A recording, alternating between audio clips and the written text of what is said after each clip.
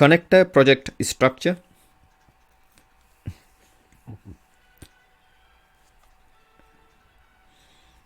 Here you can see a connector project structure, and this is in Eclipse or Anypoint Studio. Your connector project directory looks similar to here.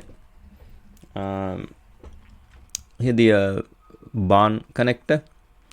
Under barn connector, you can see source main Java, source main resources, source main source test resources, source test Java, source main app, flows, target generated Mule, target and generated resources Mule, JRE system library, Java SC7, Mac OS X default, demo, doc, icons, source src, target, changelog.md, license header.txt, license.md, pom.xml, readme.md.